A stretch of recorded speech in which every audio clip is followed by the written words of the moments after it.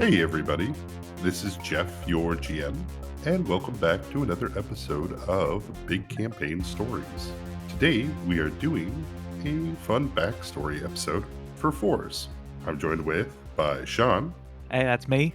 but before we get into the episode, let's start off with them lightsaber checks. I got a 17. Alrighty, well, little kid Fours did not lightsaber. Nope. We find our story starting 13 years ago, far from the warehouse district of Duskbanter, in the barrens north of Anise, amongst the pine trees and the red light cast from the pillar of fire which houses the spirit of the Levat. We see a very different world from what we are used to. Helix bugs dance in the pollen cast by trees as they return to their hives made in the corpses of the fallen pines.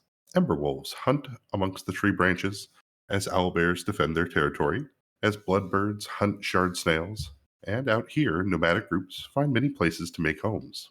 In this, we see a family of voids, the progen, Kel'a, and their gen, Damen, Res, and Fours. Fade up on some music. Yeah, busted some light piano.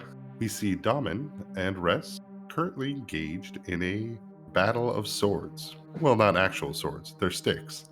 But once you peel off enough branches, they basically could be swords if you imagine correctly. In the background, Fours seems to be making a small figurine. Is that right? I guess it is kind of a figure, but sculpting a 1-to-1 Magman. Aren't they kind of small? Or not Magman, Cragman. Yeah, they're about Lycal size, so a couple feet tall, Yeah, with their charcoal eyes and mud mouths. got a little divot in the side in the where I've pulled up all the night crawlers. Try and make a decent, respectable projectile for this man. Excellent. In the background, Damen will call out Fours. Are you going to try to get your Ember Wolf badge this year? Yeah, why wouldn't I? That's the next one on the list. Res, your sibling, rolls their eyes as they, merit badges are dumb. You know that Res did not do so well in the Owlbear Scouts, but Damen would, oh, well, yeah, I guess. I mean, or you could come with me, come work in the city. It's a lot of fun. Plus, people pay you money, do good work. Well, merit badges are dumb. Is that why you collected so few? Res would lean their head back, and I collected so few because I didn't think it was worth my time. So that Ember Wolf would have just taken you too long to get? They'll give the humph as they return to sword fighting, as Damen will attempt to disarm Res of their sword stick. So what kind of work do they have you doing in the big city? After a failed attempt at disarming, Res smacks back and you can hear Damen, ow, my hand, before they answer. And right now they have me running newspapers and picking up stuff, going a go-between. I'm like one of those postal workers. A common reference here in the boonies. I'm gonna get up from my muddy playpen and come in and observe the fight. Who's winning at this point? As you go to observe, having an audience now, Res seems to get a more serious and determined look on their face as you see them kind of pull back their poncho and take a wide stance with their stick. Damen has his stick in both hands overhead and is running towards him.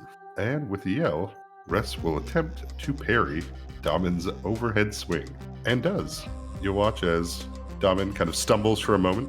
The full swing comes down as Res pushes the stick to the side. You hear the snap of the branch as Damen eats mud, going face first into the ground near your Cragman, but leaving it unharmed. Oof. I'm gonna go run over and pick him up, kind of be his corner man, brush him off a little bit, and hand him his stick. Get back in there.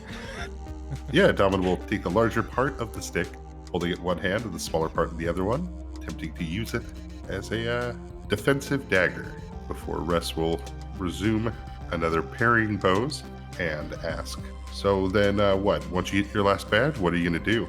Do you just quit? Well, I never really thought about that. It's got to be like Grand Master or something status I can go for. I look down at my sash and I've only got 2 badges. Damen, as they jump into the fray, swinging with both short stick and long stick, is able to land a nice thwack on the side of Res's hip as they lose the smaller stick in Res's poncho. Res, on the other hand, is knocked off guard by this, as they'll drop the stick after getting hit and, alright, this game is dumb. Well, I wish you great success, Fours, on your adventure to be the King Owlbear Scout. And he'll narrow his eyes before you guys hear from inside. Kel'a would yell out, "Dinner, everyone!" I'm going to jump in the creek and swash my arms around to clean off all the mud. Yeah, your siblings will join you. And yeah, I will straighten out my poncho and race them to the door. Since you were the first one in the small creek, you're able to beat them into the home where the table's being set. But you'll grab the silverware and start placing it. Damen, after they come in behind you, will start placing down plates, and Rest will start placing napkins. What's for dinner? We got our portion of the pine sloth that the Nevists were keeping. Oh, Boogie? Yeah, Boogie. What part did we get? They'll kind of ponder for a moment. Upper thigh? Like calf? It's the calf meat. Rest would begin the slow process of chopping all the bites first before they start eating. Versus Damen will shove a fork into the chunk of meat they have and put that chunk of meat as much into their mouth as they can as they rip off a bite. I will take a moment of silence, as much respect as a 10-year-old can give, before I dig in to this sloth thigh. With a full mouth, Damen will call out to Kel'a, "Forrest's going to get his badge tomorrow."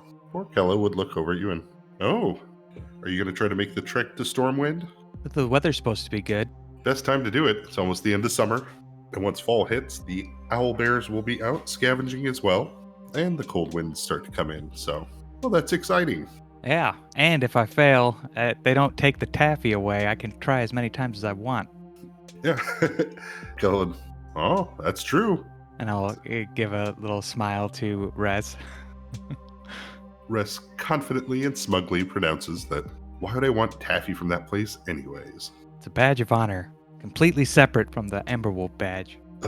They will go back to eating. You can tell that it bothers them that they can't buy the candy because it's just for people doing the challenge. And it drives them just a little crazy about that. Dinner ends as you guys clean off the table. As the helix bugs come out, you see their backsides illuminated as their wings flutter, making kind of a shrill, almost a kazoo-esque noise as they flitter about. You can hear bats and other nighttime predators out here eating them, as Kel'a will, well, play as long as you want, but get in here before it gets too dark. Will do. Nighttime descends upon the Pine Barrens. As always, the constant glow of the Pillar of the Levat, based at the city of Anise. The pillar, which helps control the effects of the elemental plane of fire, provides a constant red glow that can be seen for quite some ways. And for a lot of people, this does help limit how many get lost in the woods, as if you can follow that red light, it will eventually get you to the city. The most serious light pollution, to put it in an irreverent way. Damen will make a little cragmen to go next to yours by the bank of the creek, and Rest will begin looking for another stick so that all of you can have one. All right, I'm gonna finish making my secret weapon. I think the combat's about to start again, and I want to have a Cragman ball ready. Very well. Yeah, Rest will return, throwing a new branch to Damen as well as a branch to you fours. I will, after I'm done in the mud, I will stand up and sheath this stick through my fur diapers and turn to those guys. See how this is gonna start.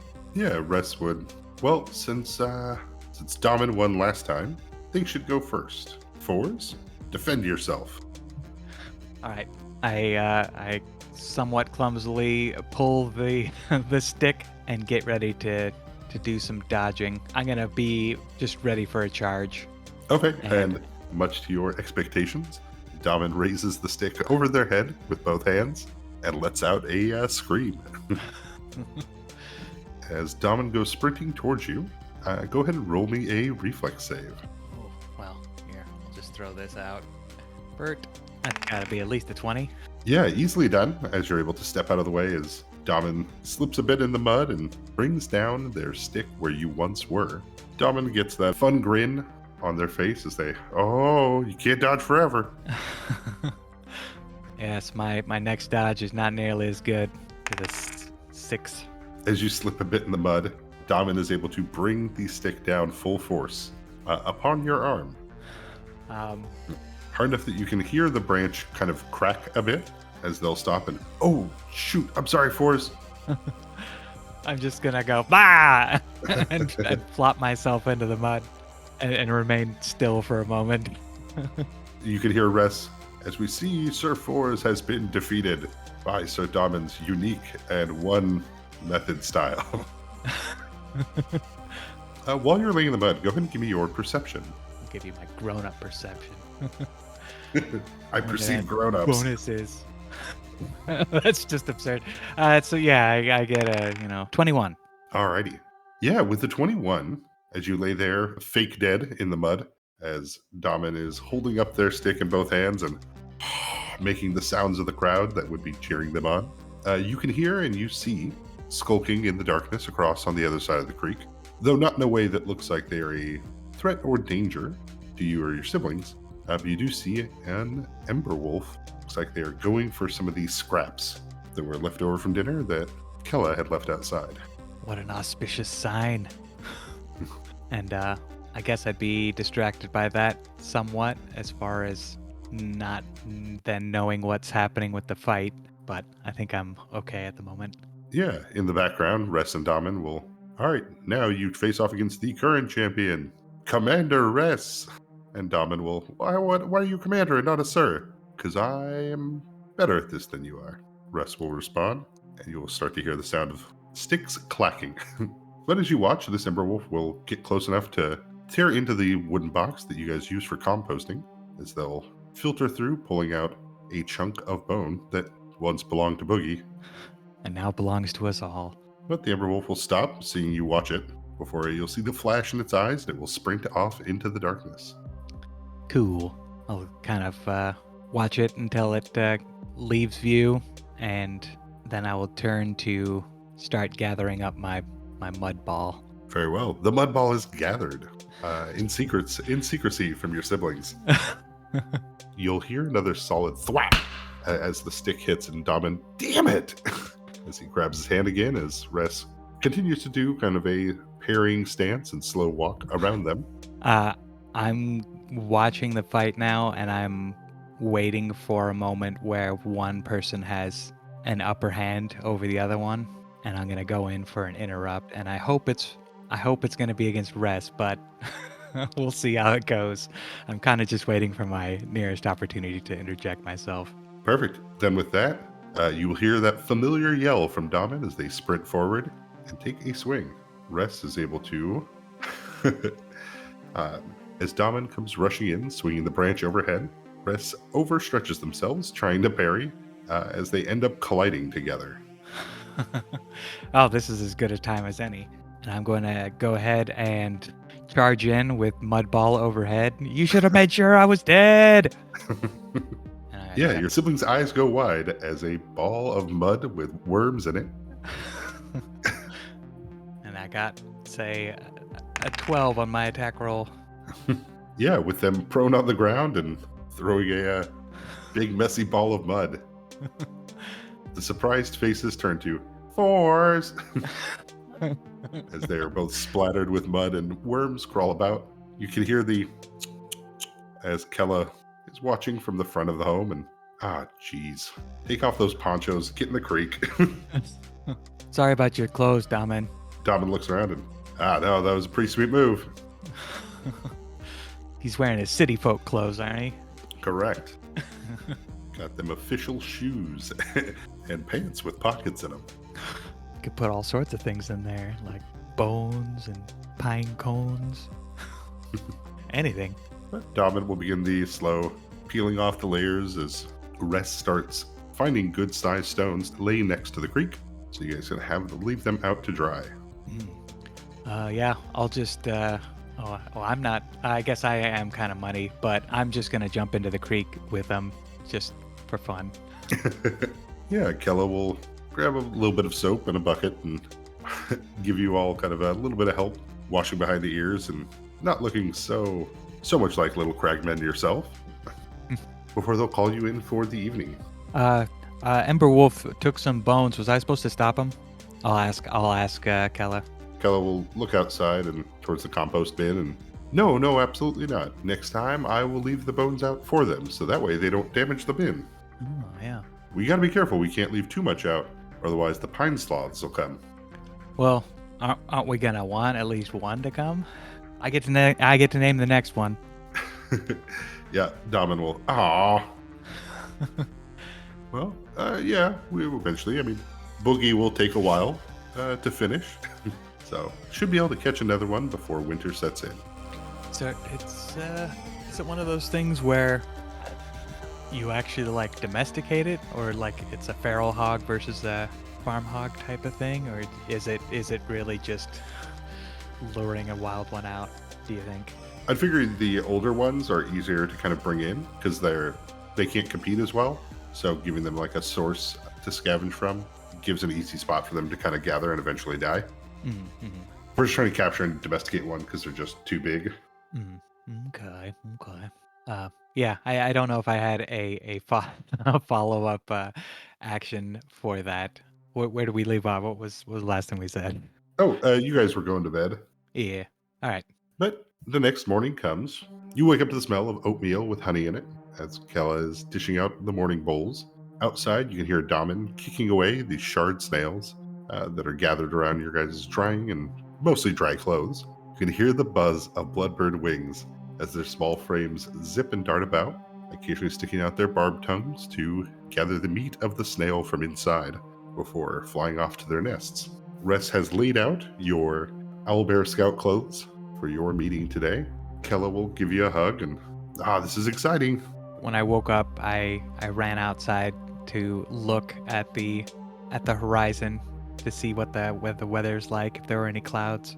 A 14 on a D100 means that as you wake up, it is a bright sky, crisp. It's starting those fall twinges are starting to sneak into the end of summer. But honestly, it looks and promises that today we'll only really have light clouds. Yeah, I'm sure that'll hold out for 3 days. Yeah, I'm super pumped. Put on my hooded hide poncho with the acari feathers and fasten my sash over the top. What badges do you already have? So I have like the starter one that you get for free, and I've got the building a fire one with sticks. Okay.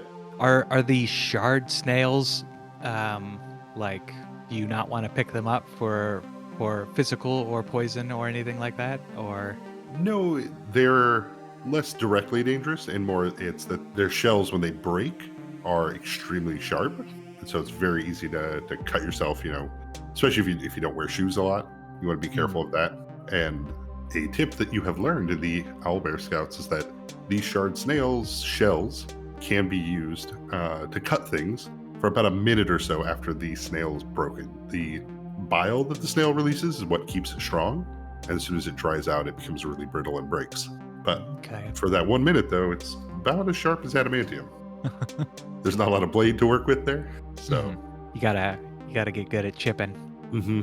And about how large do most shard snails get?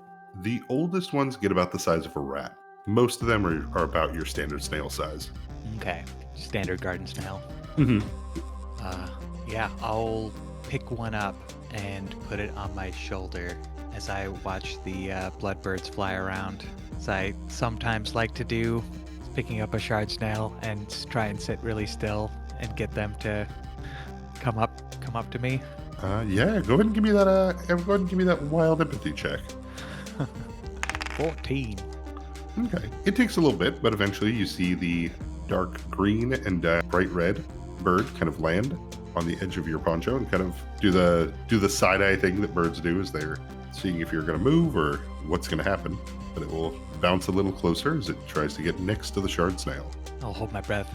Yeah, you'll watch as it takes its claws and pushes the snail over, as it will then put its beak down, putting out its long, serrated and barbed tongue before you hear as it tears the snail meat out and takes off into the air, leaving just a shell.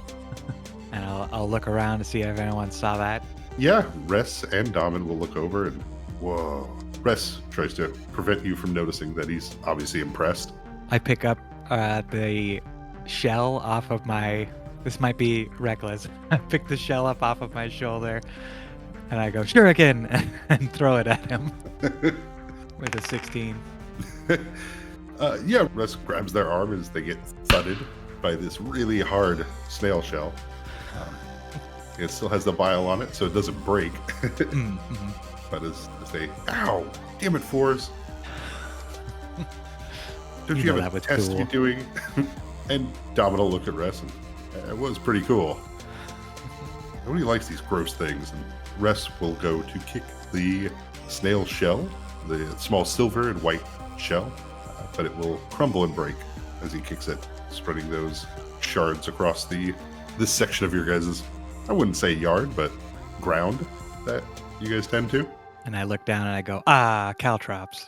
Ress will smile at that and yeah, as though they meant to do that. Kel'a will come out and, all right, everybody, let's go see Fours off on their big trip. Domin and Ress will follow along as all of you walk over to the main meeting spot. The places at parks where they have like the covered area Is and like it- a grill for it for like Yeah, shade families. structure. Yeah, shade structure, but also like a place to eat and sit down. I gotcha. You'll see your scout leader, Odriel Galan, a average-sized human, as he'll be waving and, oh, hello, Forrest, take a seat. And you'll see your friends at Larbalix and Katinka Sandstone as they'll make some space for you. I'll go run over and plop myself down. Yeah, your siblings, Ress and Domin, will wave and have fun, good luck. But you can see they look at each other like they have an idea as they'll slink back behind your progen's form as you be safe out there for us. We'll see you here in a couple days, right? Yeah, of course. Oh, why wouldn't I be? They'll look at you concerned for a second, but also with that, you got this look, and we'll grab your siblings and head back to the home. Larbalek, she'll lean over and just got my Bloodbird badge. You'll see the shadowy figure of a Bloodbird with a red background. And Katinka will got my Pine Sloth badge. Whoa. The small halfling with the blonde curly hair and tan skin. So, are you really going to try for the Emberwolf badge? And Larbalek's a Lykel with light blue skin and black hair. That's so far. Stormwind's forever away. Well, I've been there before. It's a lot shorter a walk if you just keep your mind off it. Yeah, but it's not just a walk. You have to get there in 3 days and back. Has anyone in our troop already gotten this badge? No. As far as this year's scouts, you're the first one who feels comfortable taking this challenge. I'm kind of looking down at my sash, I was just thinking if I did the harder one up front, then all the other ones would just keep getting easier and easier. Yeah, Larbalix will look over at Katinka and, oh, that makes a lot of sense. Okay, yeah. But you guys are talking to me like I'm never coming back. Yeah, the small halfling girl would say, well, on your way back, we're not gonna pull any punches. If we see you, we're gonna catch you. Nah, that's fair. That's totally fair. And Larbalix will lean over and, maybe if you bought some extra taffy, I could look the other way. I'll keep that in mind. And I'll look to see if the troop leader is within earshot. Try and keep that under my breath. Yeah. Scout leader Galan as he walks by, and he'll smile and look at you three all kind of chatting and talking and kind of nod along as though he's probably heard something, but he's fine with it. Mm-hmm. So what did you have to do for the Pine Sloth badge? Katinka would be, I helped the Nevist family chop up Boogie. Oh, well, hey, you did a great job. You earned every stitch of that badge. they'll beam with pride. Yeah, it was difficult, but it was really interesting. We made sure the animal was put down well. And I'll give a solemn nod. Yeah, and she'll show off kind of it's like a back claw, but kind of a necklace, the large pine sloth claw. Like, yeah, and I got this. Oh, rad. I'll ask to see it. Yeah, she'll take her necklace and hand you this claw is about the size of your hand. It's not a little bit bigger. And hanging around a halfling's neck, it's got to be like Flava Flav wearing a clock. Mm-hmm. Especially a child. Yeah. Awesome. And I will gently run it over my palm to see how sharp it is. Or if it, just, yeah. Yeah, the pine sloths, their claws used more for breaking apart bark than hunting, as they're more of a scavenger type.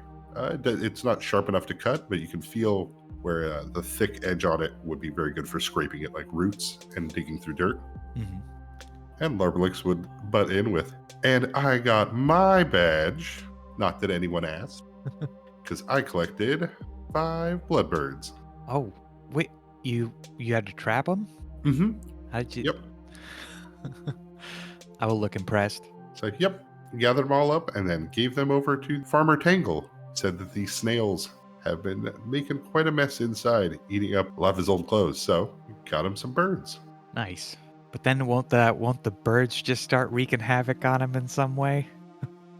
And she'll kind of shrug her shoulders and, "I collected 5 birds." Right on. In the background, you can hear Galan as he kind of says, "Remember, the Owlbear Scout Foundation is based on survival, community, and strength. Together, we can lift one another up, and we can find ways through making sure we're all doing well, that we can help others to do well. As an Owlbear Scout, you are a pillar of wisdom, a font of protection, and a leader waiting to bloom." Galan will kind of look around and, "Well, we have a lot of exciting things to do today, but I think someone here has something that they wanted to say." As they'll slow pan towards you, Fours, and the other kids in the area will kind of get quiet as they look around. After I got my fire badge the other day, I thought I'm on a hot streak, so I thought I'd go for the Emberwolf badge. A few kids gasp, a couple others kind of laugh and snicker, but Galan will hold out both hands, clench fists, and, "That's great!" Finally, a vote of confidence. Did you want to start today? Well, it's gonna take 3 whole days, but yeah, I mean, unless we're doing something else. I mean, I got everything I need, don't I? If you're ready to go, then he'll pull out his HCOM and set the look at the time. And if you want to start right now, you got this, Fours. I'll give you here, and he'll reach into his fanny pack and pull out a voucher for Lorenzo's Confectionery Delights. So Miss Lorenzo runs the candy shop in Stormwind. There is a special jar on her desk for people who are seeking the Emberwolf badge. He'll hand you the voucher, and if you give this over to her, he'll give you a slice of salted caramel taffy. Then, on your way back, just make sure you don't lose it or get caught. And watch out though, the Bloodbirds love the taffy. But if you're ready to go, we'll be waiting for you on your return back to see who's able to catch you and get that taffy from you." I hold out my hands to receive the voucher as if I'm being handed the Shroud of Christ. With both hands, he gently places the red construction paper that's written on there. "1 slice of salted taffy, please." And I will carefully and gingerly fold it and tuck it safely into my waistband. Because I don't think I have I don't have pockets on this thing. You do not. Not unless you wanted to borrow Damon's pants for this. Nah, that's cheating. Very well. Galan, after he gives you the voucher, will kind of look up, and great day for it too. I know. And I'm gonna start running if I hear like a timer start or him like fidgeting with his phone. I'm gonna start running as if it were a race. Yep, he'll hit the countdown and show you it as you take off sprinting into the Pine Barren. After I get outside of like ear and sight of them, I'll get my bearings a little better to make sure I'm headed in the right direction. But I will not break my stride until I'm out of sight. All right, excellent. Full sprinting in there. Go ahead and give me your survival check. Mm-hmm. If we're dropping, So it feels Well, like it's what gotta wisdom be- is your good thing, so it'd be a +6 again. yeah, so 13. Okay. As far as for this opening trek, as long as you keep the red light of Anise behind you, you're heading north. Yeah. There are trails that do go up to Stormwind, which you've heard other scouts have used before, but they also make it really easy to get caught on the way back. I guess I'm looking to spend as much time focusing on speed on the way there. So I'll have more time to work with hiding and longer routes coming back. That's my strategy. Okay. So looking for shortcuts, looking for fastest ways. Focusing on speed, you're able to cover a lot of ground, moving quickly out into the barrens. Through the pine trees, you can hear the caws of Acarai, the large black, orange, and yellow birds that hunt across kind of the top of the pine trees with their multi-jointed limbs as they grab onto branches and occasionally hunt the ember wolves that crawl up too high or crawl into their areas. But it is quiet out here as you get further away enough that you can no longer see the structure that the rest of the scouts were at. When I check to get my bearings, I'm gonna double check to make sure my voucher's still there. Oh, yes, absolutely. And I guess Are you going to uh try to push it and like hustle? So try to yeah, I think I'm gonna hustle it.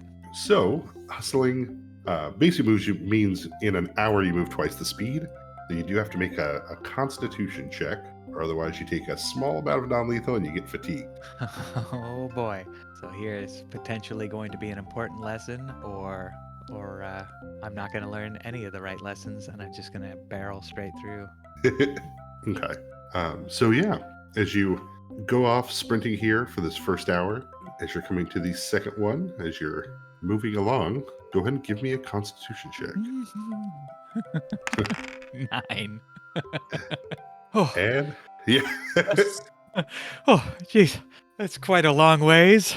And for the second hour, then that just means that you're fatigued as long as you have this 1 point of non-lethal. So All right. after you sit down and rest for a little bit, Yep. kind of takes away the benefit of sprinting for that Mhm, first mhm. hour. Yeah, you're able to overcome the small amount of fatigue as you rest up and continue on with your march. Okay.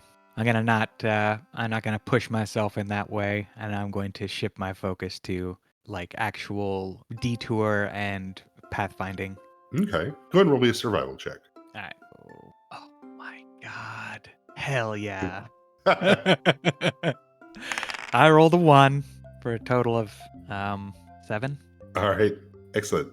Fours, you end up finding yourself for a bit there, following into a pine sloth trail. As you're trying to find detours and quick routes, you can see where some trees have been knocked over, scatterings of food that's been taken out of bins, or leftover bodies of acri that have fallen. As you eventually come around a small hill and see that you're looking at like the backyard of somebody's house.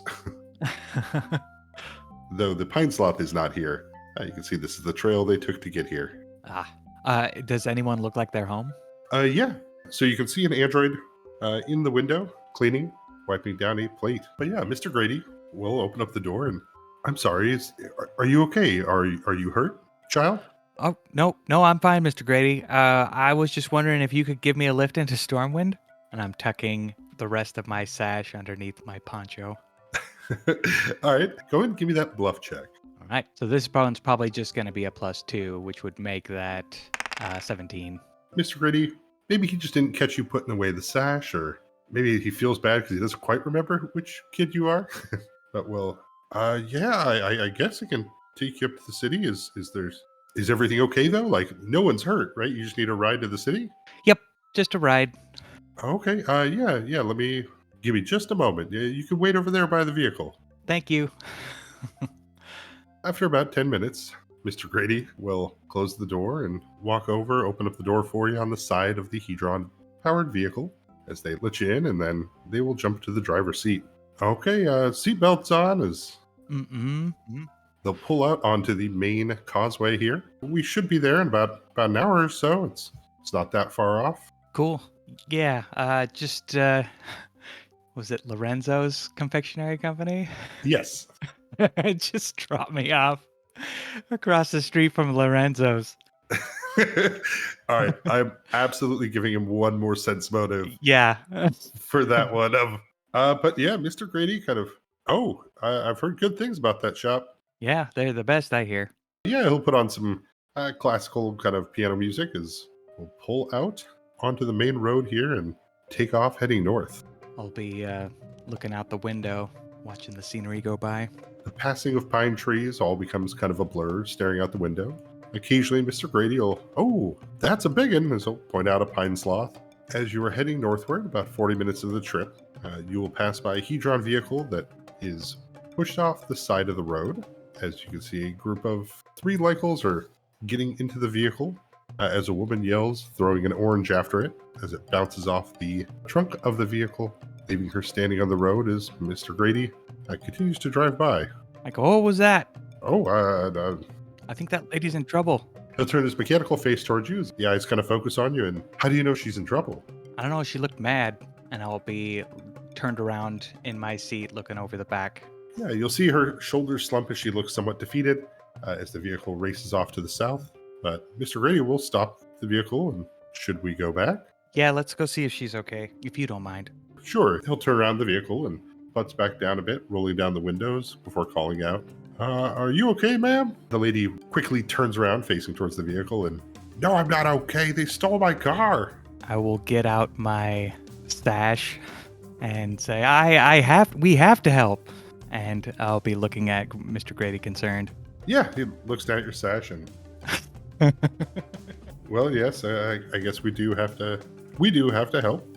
So he'll get out of the vehicle and call out, is there somewhere we can help? Do you need a ride to town? And she'll say, yes, take me to a niece. That's where they're going. Hurry. All right, we'll swing by Anise real quick and then back up to Stormwind. If it's not too much trouble. Mr. Grady looks a little out of his element as he, well, I did say I'd give you a ride to Stormwind. Fours? Yep, that's the one. All right. Yes, please get in the vehicle, ma'am, and we'll get you back to town. She will quickly rush over, jumping into the seat. Hurry, quickly. They have all my stuff. She will hand you both a business card for Lavar Salafa, traveling merchant. Oh, you're carrying all your stuff with you? Oh, yes, yeah. Wireless chargers, all sorts of goods and materials here that people need and that people should want. Do you know those guys? Why did you stop for them? Well, and she'll look a little sheepish as she said, well, they looked like they were in trouble, so I stopped to help them. I will look over at Mr. Grady a little worried. And he looks at you a little worried. Lavar says that, no, I don't have anything. Just business cards. Just business cards. Step on it. I don't think they're expecting a pursuit. Mr. Grady, well, if they're not expecting a pursuit, then we can drive at the normal speeds. I'm not gonna run anyone off the road here.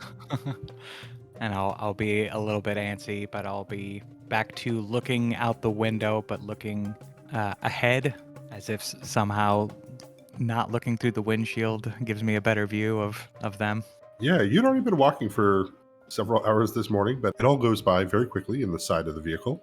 Lavar would, of course, ask your names and ask some questions about, how the city of Nice is, and, well, besides those damn Lycles who stole my car, what else should I be worried about here? Well, there's not a whole lot that keeps me worried, but don't leave your scraps out. As you guys are approaching Nice, you will see an acari, the large flightless bird with its 4 legs and multiple joints as they stick off in various directions. It's odd to see them on the ground. Normally they stick to the tops of the trees, but in this case this one seems to be wandering around a bit, looking somewhat lost. But Lavar will stare and, what are those? Mr. Grady would kind of look over and, just some of the local wildlife, ma'am. You're gonna want to be careful out here, and don't stop for strangers. Yeah, I really wouldn't be worried about those things unless you're climbing, and you don't look like a climber. Nope, but I do sell climbing kits and climbing accessories. You guys will approach the large walls, the bright red light of the pillar, as you guys enter into Nice proper. Mr. Grady is looking around and, well, Miss Salafa, is there somewhere that I should drop you off, or and she'll wherever your seeker station is here, or whatever you guys have. Go and give me your perception check, Fours.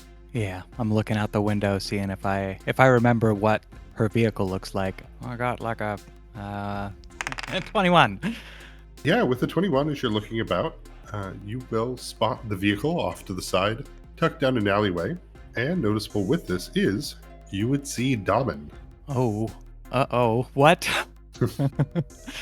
I'll press my hands against the window and be like, "Oh, there it is!" And I'll be pointing it out to you guys, and then I'll crouch in my seat.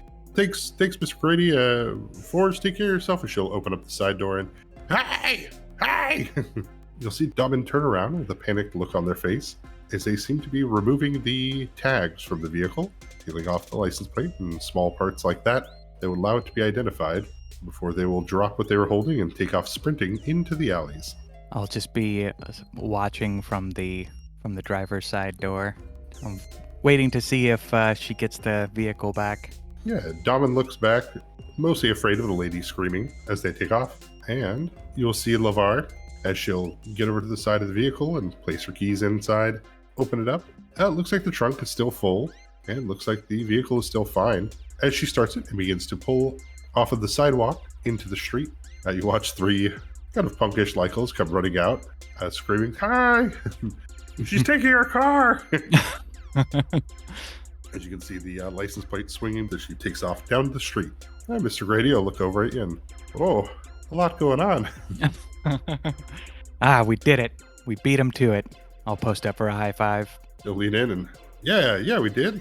And as we circle around to get back on the road, I will roll down the window and give a rude gesture to the Lycos.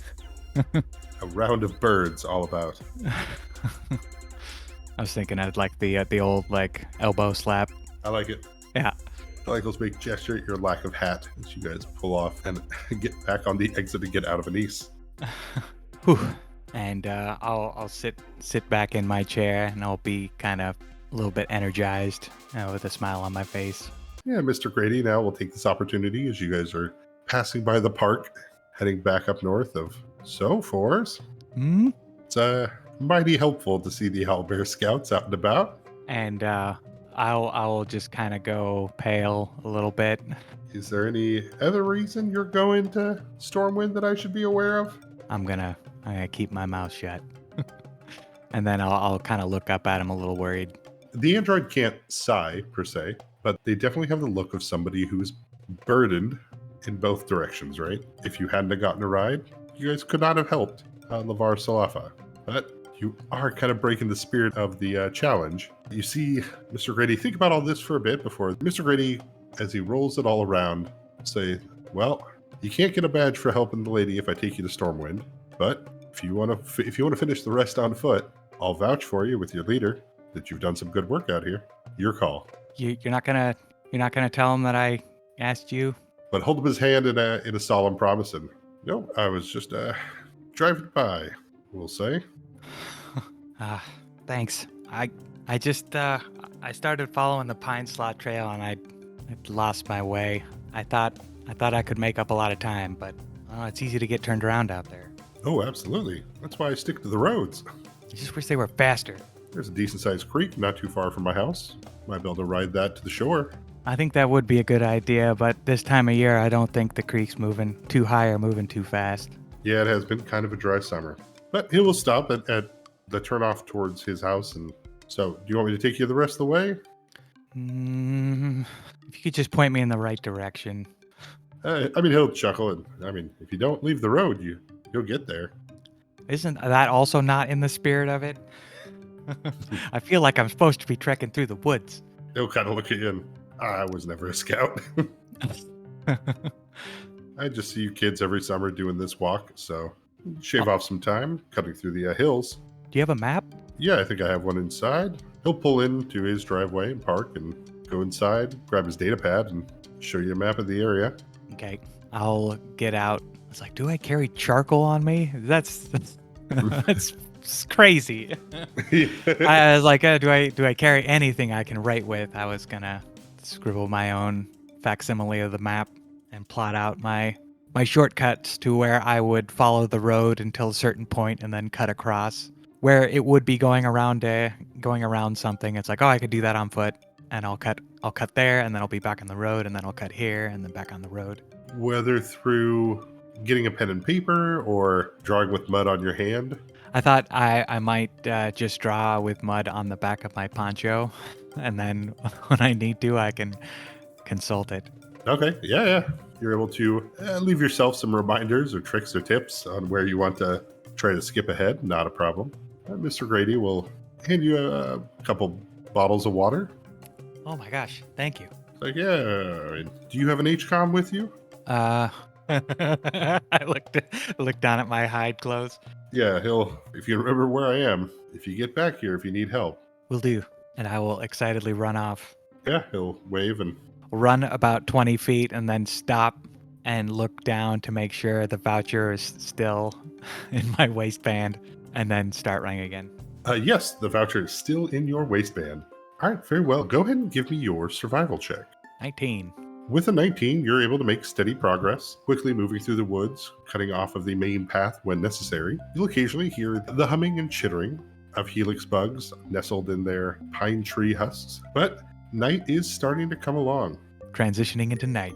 As the sun begins to set, the reddish light of Anise is very faint and distant when you face towards the south. But as you move out here, you start to hear the bugs starting to wake up, the larger sloths moving out here in the deeper woods.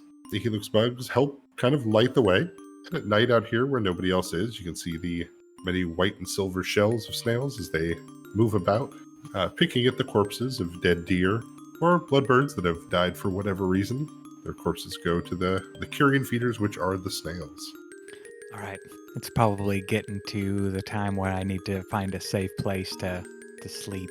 So I guess I'm gonna look for what would be. Let's see here, because I wanna be avoiding Emberwolf dens, whatever they would be called. Yeah, they burrow in and make dens. Okay. Well, because they can also nest in up high. If they have to, they will, but they can be prone or very easily knocked out of a tree while asleep. Yeah, I'd probably looking for like heavy brush to hide myself in. Just that that seems like probably the safest way to go. Not a whole lot of big things can get at me there. Okay, yeah. Go ahead and roll me a stealth check. Right. Oh no. Oh no. That's like a 7. With a 7, you pull over pine brush and you pull over larger branches to kind of make an area for you to kind of curl up and hide under. You will fall asleep to the pleasant buzzing of the helix bugs as they flitter about. Just kind of watch the lights as I eventually drift off. You will be awoken in the middle of the night by the sound of nearby shuffling. How close is it to me? Like how nearby? I mean, you'd sense it's 10, 15 feet away. Oh geez. All right. I will try and remain very still, but I'll open my eyes and scan around, see if I can spot what it is. Does it sound big?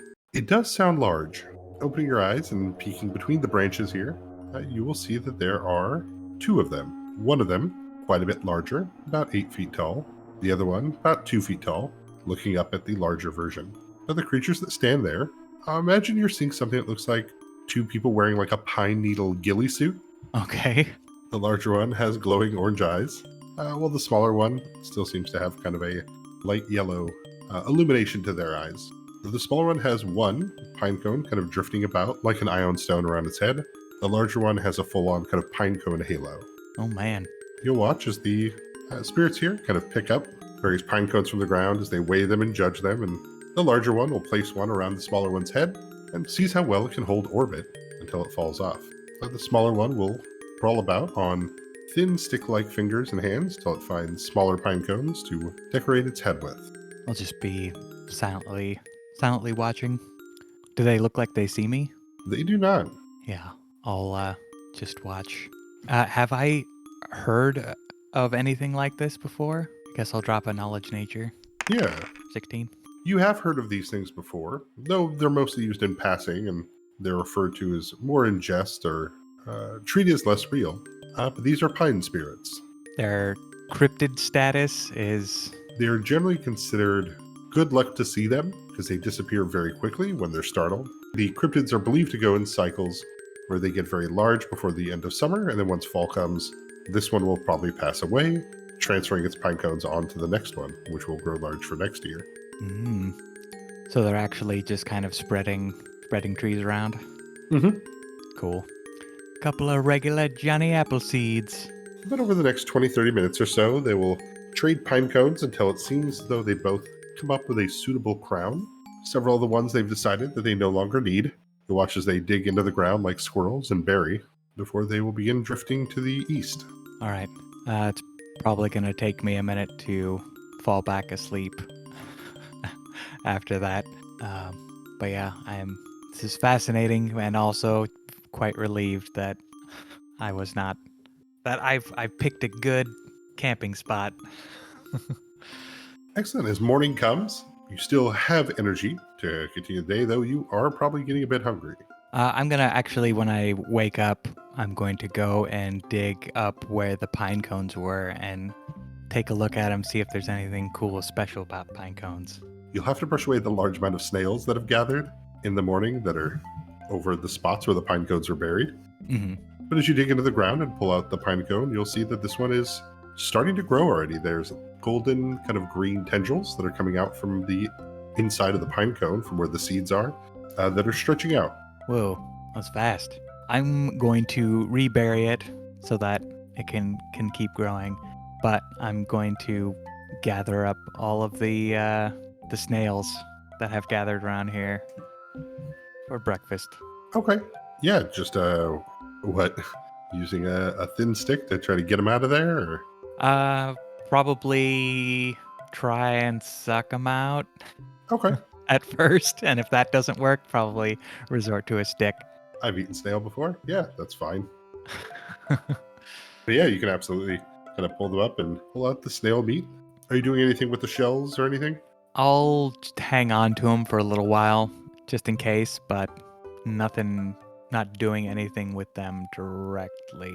Or at least I don't have a follow-up for that. Okay. After a couple minutes, as the slime the snails use that keeps the metallic shells rigid wears off, you'll start to hear them kind of crunch as they get brittle and kind of break apart. Mm. I don't know where, like, just storing them kind of like in the pocket of the poncho on the inside or something. I would probably just be hanging on to like the biggest, most well-formed shell Hmm. and drop the rest. Okay. But yeah, I'll have it in hand, and then when it starts to get brittle, probably pick away at it to kind of keep my mind occupied as I'm traveling. Yeah, you'll definitely have a small group of bloodbirds that follow after you, as they can smell the snail on you, but will eventually wander off into the woods once they have proven that you have nothing to give them. Nothing. That's why they call them voids. You'll pass by some anise berries that are kind of bitter. They're not poisonous or anything. They're safe for people to eat, but they are not good for ember wolves. Okay. When I find a bushel of those, I'll stop to stock up on a few of them, and I will put my hood down, and I'll keep them in my hood. Okay, very well. Go ahead and give me your survival check here for the second day. 12. Keep on rolling fairly well, and then I'm like, it's not that well. With a 12, you're making decent time, but you're still a 10-year-old walking, right? Mm-hmm. So you're on track to pretty much get there within the 3 days. So is it 3 days total there and back, or 3 days to get to the 3 days the to store? get there. Okay. Yeah, that would have been crazy. Because if you don't show up there in 3 days, then they know they need to go look for you. Uh-huh. All right, cool. Yeah, I still feel fairly confident. Yeah, as you're wandering with your hood full of berries, the snail shell having long since been crushed or peeled apart into and effectively what is glitter. You will notice as the day gets in, it is absolutely clear skies, beautiful blue, nice and warm. A small bit of wind to make sure you never really heat up too much, but it is pleasant out. Oh yeah. I'll probably pick up the pace for a little while until I remember that didn't work out so great last time, and I will drop back down to a manageable pace. You can try to get some extra hours in here if you want to take some constitution checks, some fort saves. Yeah. I think when my spirits are high, I might try to keep going. Like, why not? 13. Yeah, with the 13, you're able to hustle. You're able to get double hours out of this one here in the middle of the day. Oh yeah. All hyped up off of snail meat and bottled water. A few berries for dessert as you go moving quickly through the pines. The clear skies and warm sun make it easy to make good speed, and it feels very calming out here. As we're approaching fall, you can hear occasionally the sound of branches snapping, as you know there are creatures out here, and you can hear pine cones falling and thudding into the ground. But you'll hear the bubbling of a nearby creek. All right. I will go ahead and head down to the creek to get a little bit of water, and I'm going to refill one of the bottles, and the other one, I'm going to see if I can't harvest some snail goo as I walk. Oh, okay. Basically, yeah, just trying to root out one of the, or just testing it, rooting out one of the shard snails and squishing them into this bottle, and and then keeping the cap on to try and save up some goo. Go and give me survival for this. 11. It's just tough, right? I mean, you Mm, know what you're trying to do, and you know what you want to do, but these are small snails, and you have small hands, so that helps. But there's just not a lot of slime here to work with, right? mm, You're able to gather a bit, pushing it into the bottle, mixing it a little bit with the water. You know, you're able to get kind of a slimy water mix that mm, might work to extend how long it lasts. mm. Yeah, that's my thinking, but just gonna be kind of doing that as I go and not trying to let it slow me down too much. So I am doing it on the move, which probably doesn't help too much in how effective I am at it. Hmm. But yeah, I will try not to take too long a break at the creek. Yeah, you're able to fill up water and grab your snail slime there as well. As you look about, you can see the heavy tracks here. You can see that an owlbear has been here probably within the last day or so. You can see the heavy kind of three-toed imprint in the mud with the feathering about it, as well as you can see that there's definitely a few smaller sets of footprints. Looks like maybe 3 or 4 cubs. Oh, okay. And how old was it? About an hour? Within the last day. Day. Okay. Oof, okay. Yeah, because owlbears are legit kind of scary.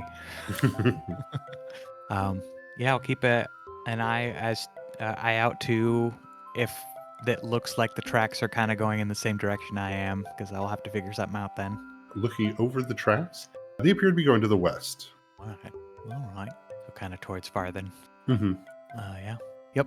Gonna try and continue to make good time here. Alrighty.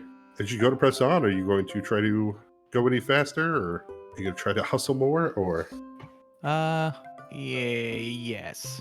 Yes, I will. I'll try and hustle more. Oh, 22. you more than made up through the shortcuts and your knowledge of the woods here for kind of losing a little bit of time yesterday? Yeah. Yeah. And it is not long before you find yourself at the end of another day here. All right. Yeah, you're kind of in the deeper woods here, so there you're starting to find more kind of pushed over trees. Not big ones, smaller ones. You know that the pine slaws push these over to try to get at the acari nests above so they can eat the eggs. All right. So you can see there are a few more acari that are on the ground out here. Like acari remains, carcasses. No, like the actual ones that are, Oh, they're that- just on foot. They're just, yeah, like trying to defend their nests that have been knocked out, like if the eggs are still intact. Okay. So you can hear the screech of the large predatory birds with the low rumble of the pine sloths trying to get at the eggs. But it does mean that there are a few more carnivores out here, or at least hunting creatures, than there were further south. Okay. I guess I will probably be looking for a fallen log is what I'll be scoping for, either to try and nestle myself under it, or if it's hollowed out to, obviously sleep in a wood tube. Mm-hmm. That's what I'm thinking. And Okay. yeah, yep. Okay. Yeah, I mean, as nightfall starts to come, as the helix bugs leave the hollowed out pine trees to go out and do their standard evening bug stuff, there are plenty of trees that are empty. If you want to try to find a place to hide amongst them, knowing that in the morning the helix bugs will come back. Hmm. So yeah, I've got a window of time to avoid a nightmarish situation of being covered in bugs. Yeah, the casual bug alarm clock. I will gather up if I can find them some more snails to try and perfect my techniques, but I'll be doing it, until I get tired enough to fall asleep. So be kind of giving it more of my full attention and in a slightly more controlled environment. Okay. Although I don't know how much light is passing through the trees canopy. Like, how dark is it? Like when the sun's up above, excellent, right? Great view, everything. Sun's coming straight down. But with all those trees, as soon as it starts to set, it just gets really dark in there. Hmm. And so that's where like the helix bugs are handy Yeah. because they light up. Yeah, I guess I'd look for some pine resin, some like sap, and something to try and attract the helix bugs closer to me as like a makeshift lantern. Okay, yeah. Much like the snails, we'll go ahead and give me a survival check. Probably like grabbing a dried pine cone with the scales opened up on it and try and use that as like a thing to catch or scoop up and catch sap. Hmm. Hey, Ooh, that's pretty excellent. good. That's very good. Yeah. Uh, 22. Absolutely. I guess what is you're using the snail bottle or your other water bottle? Oh yeah, yeah. Just try. I guess my other water bottle would be a good catch for it. With a 22, absolutely. You're able to make a pretty decent lantern, catching 5 or 6 kind of the larger bugs. And they generate a fair amount of heat, so it doesn't feel bad necessarily to hold on to it or have it next to you. Nice. Yeah, I mean, if you wanted to try to make the night trip, you could probably make it to Stormwind by morning. Yeah, I think since I have a light now, that option would probably occur to me. And if I think I'm that close, that would probably seem like a fine idea. Okay. Like, God, you wanna. It's your choices is to camp where the bigger predators are, or to keep going. So yeah, keep going sounds good. As you move through the evening, you will not see any of those pine spirits or anything like that. You occasionally catch glimpses of the ember wolves in the branches up above as they watch, their eyes glinting in the light from the helix jar you have. But they don't approach as you stink of pine berries. But go ahead and give me your perception and then a fortitude save. All right. So 23 perception, I think, and fortitude 11.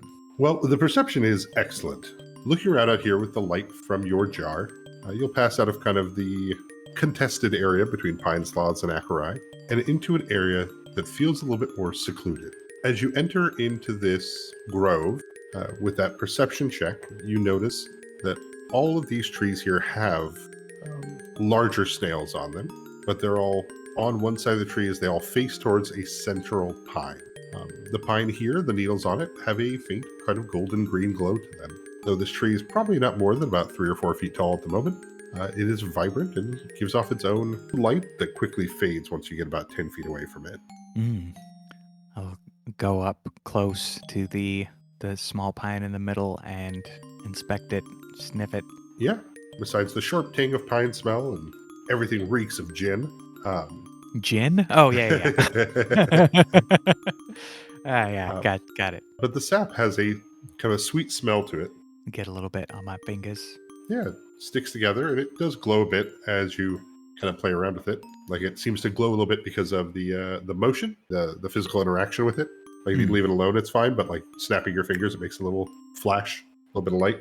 Ooh, neat. I'll taste it. I'll put it in my mouth. Yeah, so I guess this would be the fair place to say that it tastes like gin, right? It's that strong herb and like acrid kind of stings your eyes a little bit. Gorgeous. All right. Yeah. Does the tree look like it's the same kind of pine tree, or does it look like a different species of tree? It looks like the same kind of pine tree. Okay. But yeah, a curious little spot. I will keep moving. Very well. Yeah, you leave it behind you as the bugs continue to flitter about inside of the bottle. But with an 11, a very, very tired fours, will walk off into the road early morning as the sun's coming up. You can Oh, smell the salty water. Oh yeah, were there any pine cones in the circle of trees, like fallen? yes, there are definitely pine cones All right. that are scattered about it. I'll probably try and grab a nice one and hang on to it. That is all. Then yes, a very tired 10-year-old fours will come stumbling out onto the road. You can smell that salt and brine that drifts off the ocean, and you can hear the clanging of ships in the distance as you are here. All right. Now I just need to remember where this place is. I'll pull out the voucher to see if it has a street address on it or anything. that sacred red construction paper. As you pull it out, it is folded a little bit crushed, but there's no address on it. All right. So, yep, I'll just be heading into town and looking at street signs. Some of the people here, the ones that recognize that you have an Owlbear Scout sash on, will kind of look at you and smile. And oh, Lorenzo's is down the way. Oh, thank you. Bright orange door. You can't miss it. What time of night is it? This is early morning, so Oh, okay. yeah, this is like imagine 6 a.m. or so. The late night fishermen kind of coming to bed. The early ones getting up, so the city is already up and doing stuff. Okay. But you are fatigued for today. Yeah. I will find Lorenzo's and I will go to sleep under the awning. Just kind of ball myself up in my poncho in the fetal position and try and get a little bit of rest before they open. Because I assume they might not be open yet. Yeah, I would say it's a little early for taffy.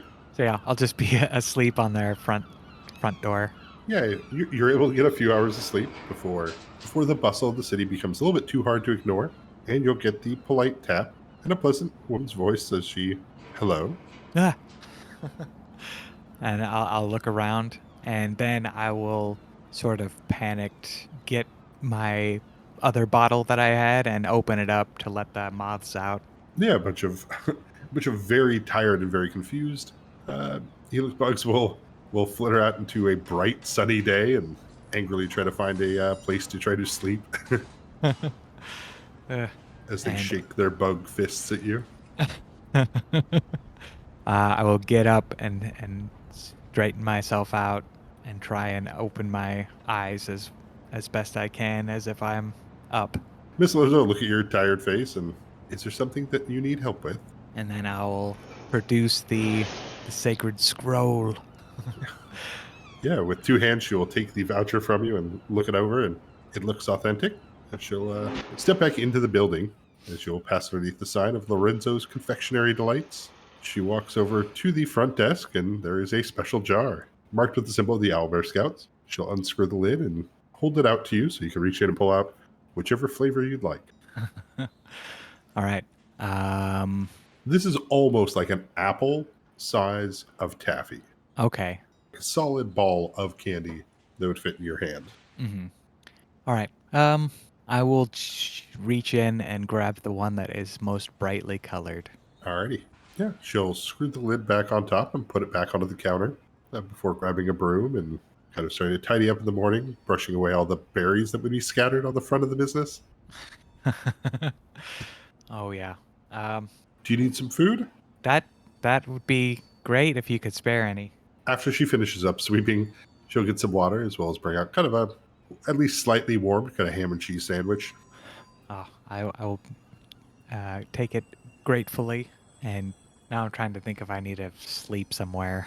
Yeah, I think if I'm in the shop and there is a place to sit down, like a bench near the door, Mm-hmm. when she goes to get a sandwich, I'd probably just be half asleep by the time she got back. A very sleepy fours will rest for the next many hours. People will come in and out of the shop purchasing, and they'll look over and see the poncho and the sash and kind of, another one's doing the challenge. But you'll wake up at this point, what, almost 4 or 5 p.m. Okay. to Miss Lorenzo explaining that, hey, we're going to close up here. Oh, and I'll kind of frantically look out the window, look around for signs of the time of day, and be like, "Oh, thank you." Get out of there and start kind of quickly, as fast as I can go. But yeah, that'll probably be a little bit of that oh shit adrenaline going for a bit Mm-hmm. while I kind of speed walk, kind of breaking into a bit of a jog for a few moments. You know how that goes when you're in between speeds. Mm-hmm. Yeah, as you take off back into the woods, as evening is starting to fall, as the sound of water gets more distant, you can start to feel and hear kind of the snapping, cracking of branches of heavy winds starting to come in. Okay. Yeah. Trying to think if it's kind of like coming in off of the sea.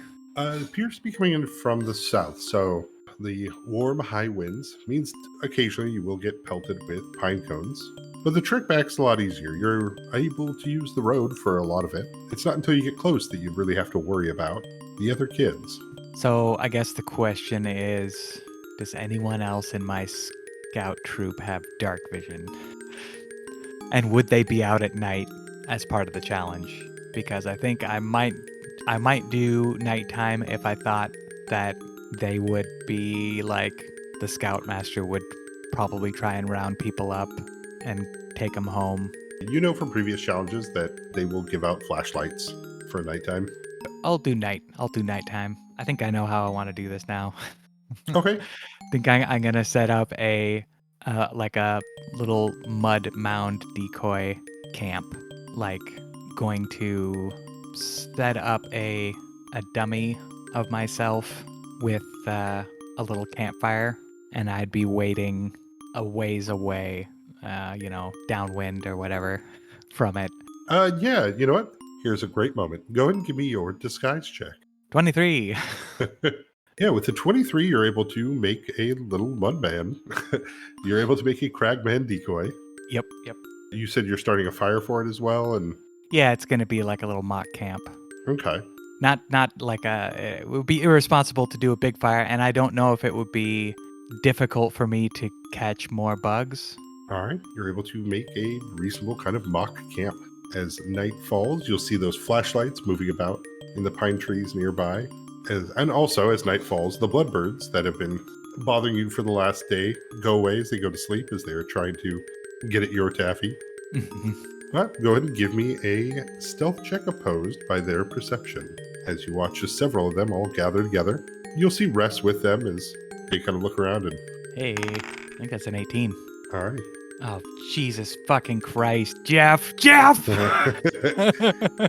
Ress looks around seeing the Cragman decoy and instantly realizes Forz is here. He's trying to trick us. You think he catches a glimpse of you through the trees, which is partially confirmed by then you hear the sound of feet starting to break into chase. All right, I'm just going to go full on sprint. So you take off into a full sprint. Go ahead and give me a fortitude save. Let's see how exhausted you are. 20. With a 20 odd fortitude, you are ready to go. So sprinting into the darkness of the woods with the flashlights whipping around behind you, you can see the lights on the trees as people are kind of letting out large kind of bird call whistles which you know from the other scouts is letting them know that it's over here. The person's over here. Go ahead and give me your acrobatics. 10. On to 10, yes, with a loud scream, you hear them coming up behind you. Oh my god. Okay. As Damen breaks through branches, both hands outstretched, reaching for you to try to grab at that taffy. I'm going to, if he's close behind me and we're in a full sprint, is he the only person who's close? Correct, yeah. Yeah, I'm basically, if I can sense him really close behind me, I'm going to just drop like a stone into a crouched position. Okay. Just suddenly to try and get him to just barrel over me. Okay, yeah, we'll treat this like a trip attempt. So go ahead and roll your CMB. Combat maneuver bonus with a 16. All right, yeah, with a 16, your sudden stop, you'll feel Damen's knees hit into your side, since you're not wearing your poncho at the moment. So it does hurt as Damen just eats shit going face first into the mud and into the pine needles and pine cones here nearby. You will attempt to reach out with one hand to grab your leg as you sprint past him, but is not able to get it. Oh, Go ahead and give me a reflex save as you see Katinka step out from behind a tree, their flashlight turned off as they try to turn it back on quickly to blind you. 12. With the 12, you are not blinded for the round, but you are dazzled, so you do have a -2 to all skill checks and saving throws for the next round. Okay. I'm going to take my sash off, or I'll be removing my sash and wielding it in one hand like a net and trident gladiator to try and whip away my fellow scouts as I run with the ball of taffy in my other hand. Alrighty. Yeah. As you break free of the trees, well, we'd see the scene behind you of a bunch of kids with flashlights as they're all wobbling all over, Damen and Ress. Towards the back, there's the scouts going as you're trying to make it back to that original structure that you guys had set off from, where you guys meet. The barbecue pit, the event pit. The event pit. As you're sprinting across the open grass, approaching the event pit, go ahead and give me a reflex save as Larbalix will attempt to surprise you by leaping out of gathered leaves and bushes. Give me that taffy, Forrest! It is the classic setting up the last tower defense thing right at the finish line. Yep. If that works. Yeah, it works. I got a 9. Yeah, her small blue hands will catch you about the waist as it creates just enough drag on you to pull you to the ground, leaving you about 10 feet away from the structure. And I'm going to be whipping with my sash, and I'll be like, no! Clawing, scraping the elbow of my arm holding the taffy, scraping with my elbow, trying to scooch forward. All right, we'll give it one last grapple check here, where Larvalix attempts to hold you down. And, it's mine, Forrest! Give me the taffy! As you were attempting to push her off, you can see, and it fits, right? She has her Bloodbird merit badge. For trapping. 14. All right. With a 14, you were able to kick Larvalix off you into the brush. She makes a yelp as she falls back into it, as the thudding of boots is getting close to the flashlights dancing over you as you are in the grass. Go ahead and give me that final acrobatics to see if you can make that distance, because you are still prone at the moment. I thought about just doing a worm roll, but that's probably not going to cut it. So, 8. 8 on my acrobatics. Sounds like I get tackled. And not a great roll, but with an 8 on your acrobatics, as Katinka, Damen, Ress, as the rest of them are coming closer to you. Just put me out of my misery. Just take me down. I just rolled a natty 1. As the scrawny young Forrest gets up, covered in mud with, oh God, I have to imagine this taffy's just mangled in your hand at this point. Like Just, the warmth of holding it, like your fingers pressing it on it.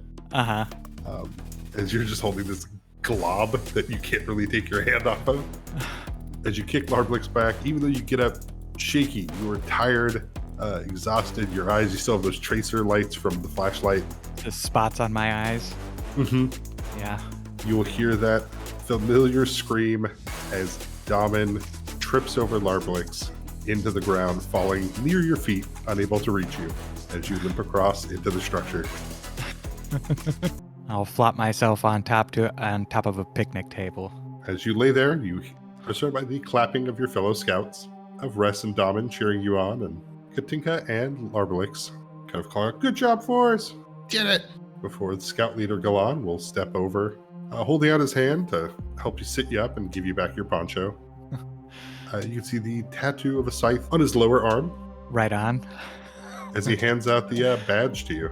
Good job, Forrest. And I'll just be completely out of breath. As always, rate, review, like, subscribe, blah, blah, blah. Our intro and outro were Bush Week by Nihilor, as well as Lore, Dilemma, Watashi, Tangled, and Set Fire to Creation. You also heard Sport Trap from Pixabay. Alright, stay safe out there. Bye!